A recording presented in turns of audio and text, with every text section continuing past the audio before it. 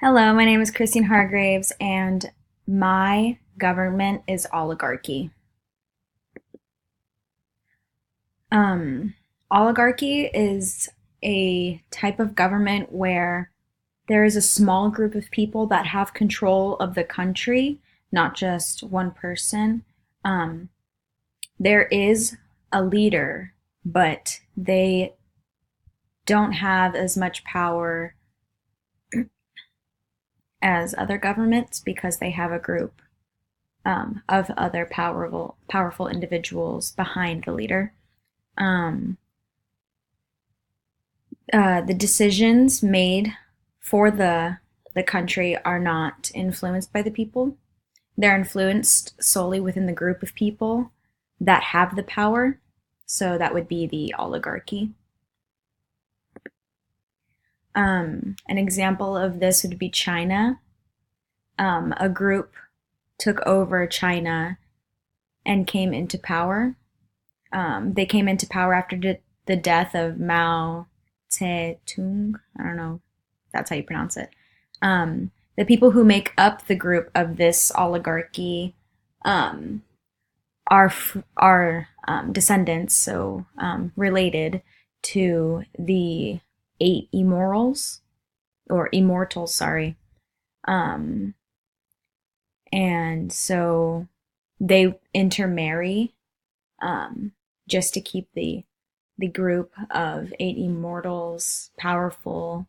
And there are around 103 people in that group. They manage big business deals, state-owned corporations, and then they intermarry. Pros of an oligarchy are that it encourages a conservative approach. So that means their primary goal is to maintain the status quo. So they are trying to keep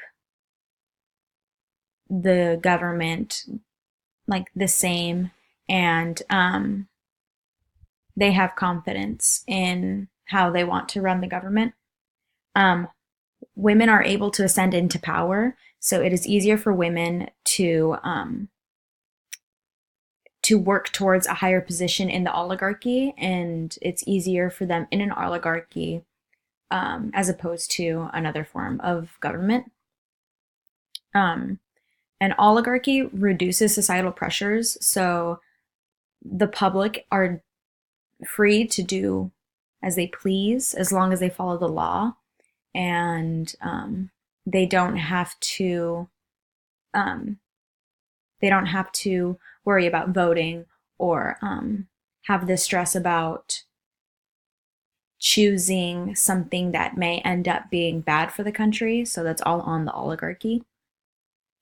Debates do still exist.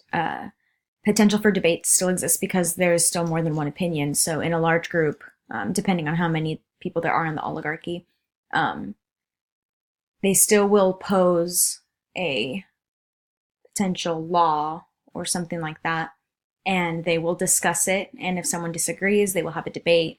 And so there are um, other opinions involved, and it's not just a one opinion and it's done.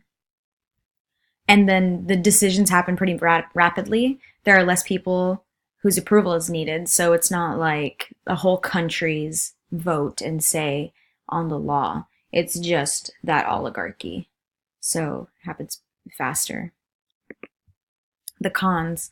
Um, an oligarchy does encourage income inequality, so the people in power do tend to be wealthy, and the wealth does tend to go to leaders of areas instead of the workers. Um, it can be restrictive. So there, an oligarchy has the ability to um,